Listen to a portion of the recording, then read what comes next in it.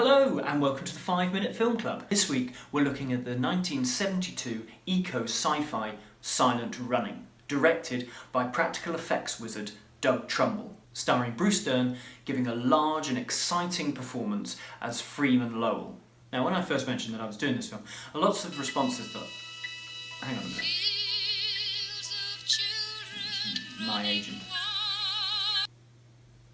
Hello? Hello, it's your agent. How's it going up there? Oh yes, fine, thank you. Still travelling in deep space, looking after all these film reviews. Oh, good. You've been doing a wonderful job up there, but we do need to bring you back. You see, they're using your ship to store all of the computers needed to make Michael Bay's new Mr. Potato Head versus Transformers cinematic universe. It's going to be fantastic. So, if you could just get rid of all of your reviews in the most sensible way possible, that'd just be fantastic. Well, how would I even go about doing that? Well, nuclear bombs seem to be very plausible. No, I won't do that. I'm not going to destroy years and years of film criticism, the good and the bad. It's there to serve the people, and to stop them rushing out and watching terrible films. They do that anyway. Right. Fair point.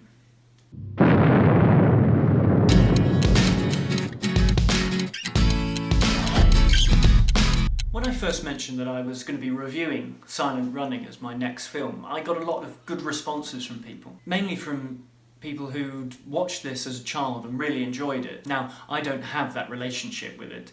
It's one of those films that has been on my to-watch list for years and years, mainly down to its repeated mentions by Mark Kermode on his Radio 5 film show. But having now watched it, I can see how easy it is for a child to fall for, in the same ways that I fell for A New Hope or Jurassic Park. The story of a kind of vigilante botanist refusing to blow up the last few remaining forests of Earth while on board a giant space freighter.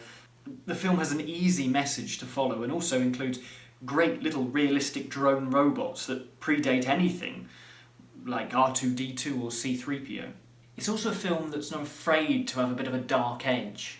It starts with Dern's Lowell tending to the plants and animals in one of the ship's massive biodomes. Think the Eden Project in space. The ship then gets a call saying that they are to blow up their cargo and return to Earth. Lowell's crewmates are basically They leap at the chance to demolish the forests and head on back home.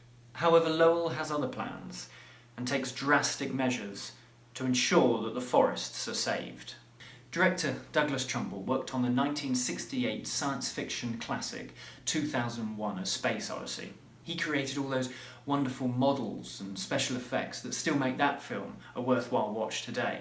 However, he felt that the film lacked warmth and a beating heart. So, when handed a wodge of money from Universal and basically told to go out and bring them the next Easy Rider, he set out to create a sci-fi film that had a bit of humanity. And that is exactly what Silent Running gives us. It adds a human touch to the otherwise alien world of space exploration. Albeit sometimes, though, the whole enterprise does fall into a kind of schmaltzy sentimentality.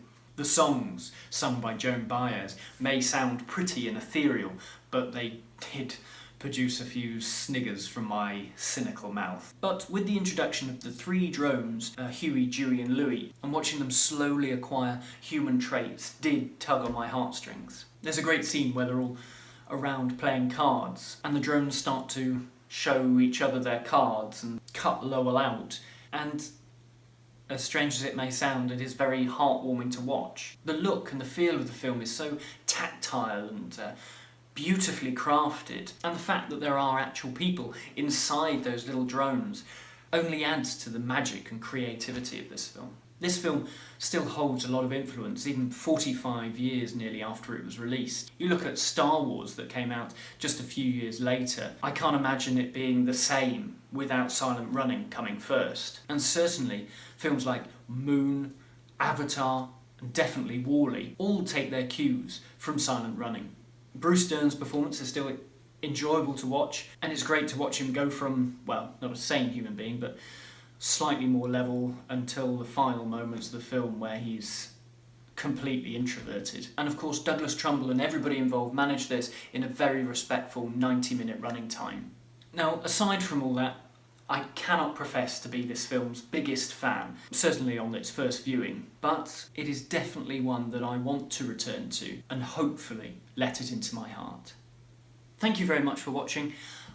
Next week we'll be looking at All of Me, directed by Carl Reiner from 1984, a comedy with Steve Martin and Lily Tomlin, one that I have never heard of before. But I like Steve Martin, especially early Steve Martin, so looking forward to it. If you want to like this video, please go ahead, press the like button, share it to your friends, print it out.